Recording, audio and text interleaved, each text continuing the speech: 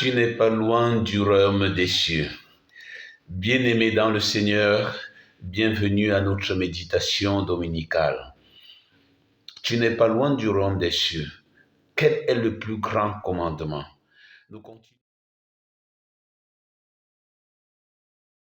à écouter Marc qui nous parle et qui nous guide vers la lumière pour notre vie. Dimanche passé, c'était un aveugle qui disait « Seigneur, aie pitié de moi ». Et Jésus lui dit « Qu'est-ce que tu veux que je fasse pour toi ?» Il dit « Que je retrouve la vue ». Et Jésus conclut en disant « Ta foi t'a sauvé ». On pouvait comprendre par là que l'objectif dans tout ce miracle nous aidait à comprendre que c'est la foi qui nous sauve. Aujourd'hui, Jésus rencontre un scribe. Et ce qui m'a le plus frappé dans cette rencontre, c'est à la fin encore, comme l'autre jour, Jésus disait, ta foi t'a sauvé. Aujourd'hui, Jésus lui dit, tu n'es pas loin du royaume des cieux. Tu n'es pas loin du royaume des cieux. Le jeune homme de l'évangile, après avoir interrogé Jésus sur le plus grand commandement, quand Jésus lui parle, il reconnaît à la fin que Jésus a raison. Il dit, Maître, ce que tu as dit est vrai. Et Jésus lui dit, tu n'es pas loin du royaume des cieux. Donc, après avoir interrogé Jésus sur le plus grand commandement, Jésus lui parle et il dit, aimer Dieu de manière totale, donc de tout son cœur, de toute son âme. On pouvait vraiment s'attarder sur les adverbes, tout mon cœur, toute mon âme, toute ma pensée, toutes mes forces, tout ce que je suis. Et ça, c'est formidable. Le jeune scribe, c'est-à-dire un intellectuel, lui dit, oui, maître fort, ce que tu dis est très bien.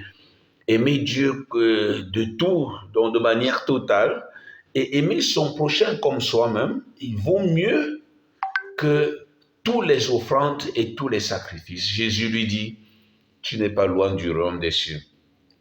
La discussion entre Jésus et ce scribe a lieu sur le parvis du temple et probablement au milieu des préparatifs. On prépare le culte. Et cela explique pourquoi le jeune homme parle des sacrifices. Parce que en fait, souvent, ça ne nous échappe pas. Nous avons l'attention sur ce que les gens offrent. Le dimanche, qu'est-ce qu'il a offert? Qu'est-ce qu'il a lancé? Non, il a fait.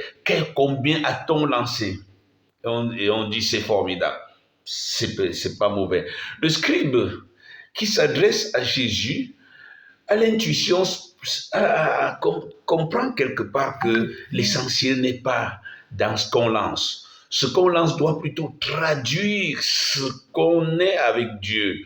Si tu es fortement avec Dieu, alors tu peux traduire. Alors, il se rappelle certainement les paroles des prophètes qui sont opposées au formalisme, aux choses externes, qui n'ont pas de consistance interne. Et on peut se rappeler, par exemple, de 1 Samuel 13, 22, qui dit « Le Seigneur se plaît-il aux holocaustes et aux sacrifices comme dans l'obéissance à la parole du Seigneur ?» Comme pour dire, mais est-ce que vous croyez que le Seigneur est plus intéressé par ce que vous lancez que par l'obéissance, par le cœur que tu lui donnes? Et Samuel continue en disant, oui, l'obéissance vaut mieux que les sacrifices. La docilité vaut mieux que la graisse des béliers. Vous voyez, c'est depuis fort longtemps qu'on comprend que le sacrifice ne peut pas être tout, ne peut pas tout dire. La partie qui intéresse Dieu, c'est le don de toi. Le sacrifice est une manifestation extérieure de la relation que j'ai avec Dieu. Et donc, Isaïe a encore dit, par exemple, nous sommes dans 1 Isaïe au verset 11, que m'importe le nombre de vos sacrifices, et on augmenterait de vos veillées, de vos pèlerinages, etc. Que m'importe le nombre de vos sacrifices, dit le Seigneur. Les holocaustes de béliers, de graisse de veau, j'en suis rassasié, dit le Seigneur. Le sang des taureaux, des agneaux et des boucs, je n'y prends pas plaisir. Isaïe 1, verset 11, le Seigneur prend plaisir à l'obéissance et à l'amour, De même, Amos, dans Amos, et là j'aime souvent demander à mes amis, à tous ceux qui aiment Dieu, de lire le prophète Amos très fort. Il dit, je déteste, je méprise vos fêtes, je n'ai aucun goût pour vos assemblées. Donc, vos trucs là, je n'ai aucun goût. Quand vous me présentez les holocaustes et les offrandes, je ne les accueille pas. Vos sacrifices de bêtes grasses, je ne les regarde même pas. Éloignez de moi le tapage de vos cantiques, que je n'entende pas la musique de vos harpes, mais que le droit jaillisse comme une source, la justice comme un torrent qui ne tarit jamais. Nous sommes là dans Amos 5, versets 22 à 24. Et Osée sera cité même par Jésus. Il dit, je veux la fidélité et non les sacrifices, la connaissance de Dieu plus que les holocaustes. Ça, c'est Osée 6, verset 6. Donc, et cette prééminence de l'observance intérieure de la loi sur le culte extérieur et formel, nombre de Juifs du temps de Jésus la percevaient et la vivaient sincèrement. Et même aujourd'hui, beaucoup de personnes ont l'impression qu'en offrant quelque chose de spectaculaire, ils ont fait quelque chose de spectaculaire aux yeux de Dieu, souvent sans une correspondance avec l'intérieur.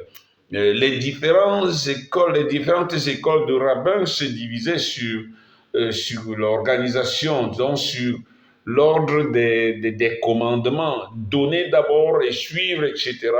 Donc la question qui est posée à Jésus n'est pas un piège, en fait, c'est plutôt, on veut avoir son avis là-dessus. Le scribe veut savoir son avis. Et Jésus répond, aime Dieu de tout ton cœur. Le premier fondement de notre recherche de Dieu se doit de donner la priorité à Dieu. La priorité à Dieu. C'est ce que les croyants et les croyantes du peuple d'Israël avaient compris. Le texte de la première lecture de ce jour le proclame avec clarté et sans équivoque. Écoute Israël, Shema Israël. Écoute Israël, le Seigneur notre Dieu est l'unique. Tu l'aimeras. Tu aimeras le Seigneur ton Dieu de tout ton cœur, de toute ton âme et de toute ta force. En Israël, jusqu'aujourd'hui, les parents racontent à leurs enfants tout ce que Dieu a fait pour eux. Depuis Abraham, qui n'était rien, mon père était un araméen errant, en passant par Joseph, Jacob Joseph, la sortie d'Égypte, la traversée d'Égypte, le don de cette terre. Et à la fin, on peut conclure seulement, je dois rendre grâce à Dieu. Je dois rendre grâce à Dieu.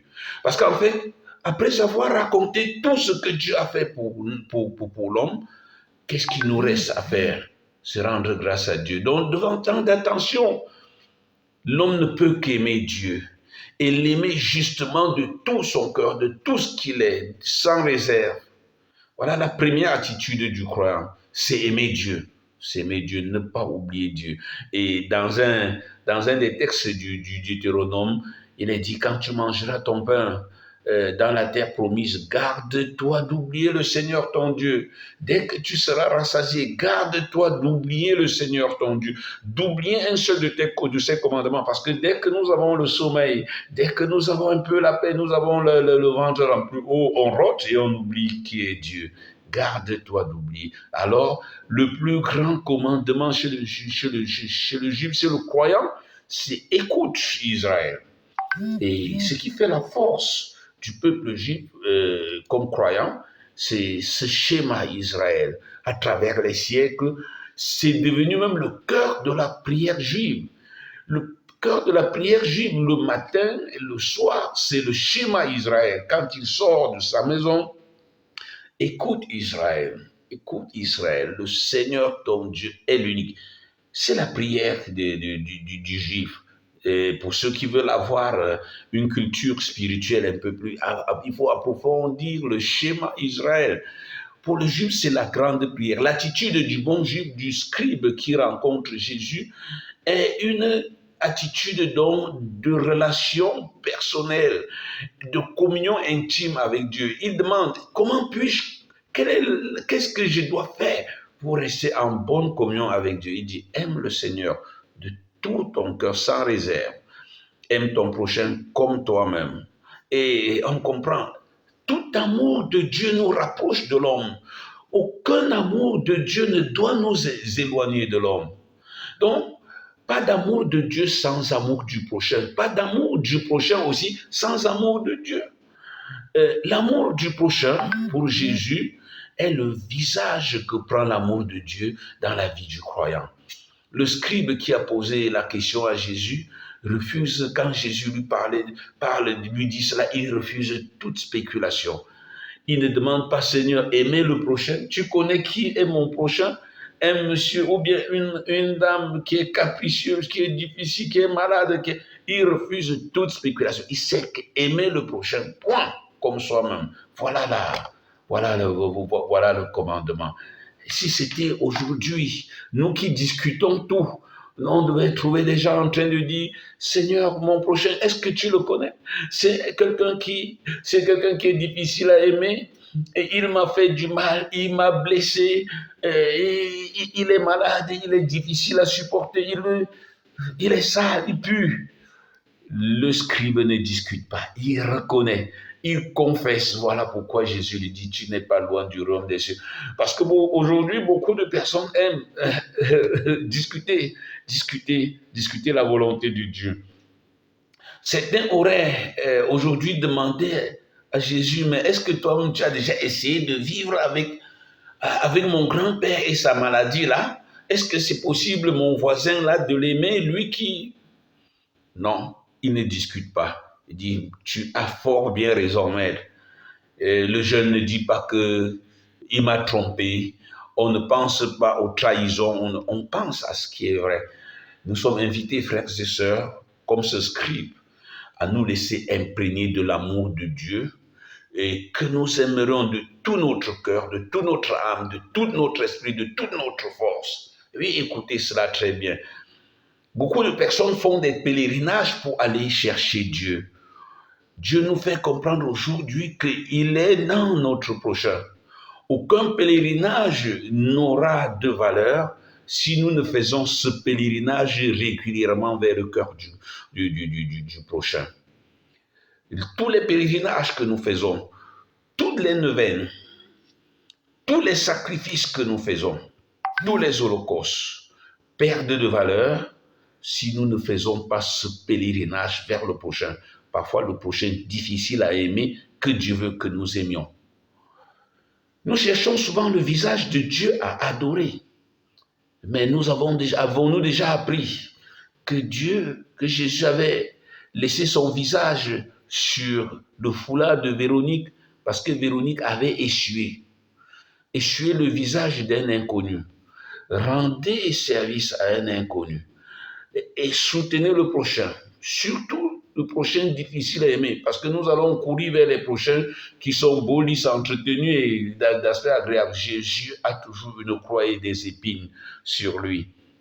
Alors, aimer Dieu de tout son cœur est toujours lié à l'amour du prochain. Cet amour de Dieu nous tournera toujours vers les autres, car comme Jésus le dit ailleurs dans l'Évangile, les autres, et spécialement les plus vulnérables, les plus démunis, les plus pauvres, c'est Dieu lui-même qui vient à notre rencontre dans notre vie de tous les jours. Nous nous souvenons qu'il dit, j'étais malade et tu es venu vers moi, j'avais faim, tu m'as donné à manger. Les gens disaient, mais on ne t'a jamais vu. Il dit, mais alors, quand tu l'as fait à l'un de ces plus petits, c'est à moi que tu l'as fait. Nous qui embrassons la croix avec beaucoup de dévotion, en cherchant de faire comprendre à Jésus que nous le serons fort et que nous l'entourons de tout notre amour, ce n'est pas tout. Nous qui faisons des offrandes pour faire comprendre à Dieu que nous sommes capables de tous les sacrifices, ce n'est pas suffisant, ce n'est pas tout. Le dernier, c'est parce que Jésus dit, tu n'es pas loin du royaume des cieux. Le dernier pas, va et fais-le et tu vivras. À dimanche. Bon dimanche.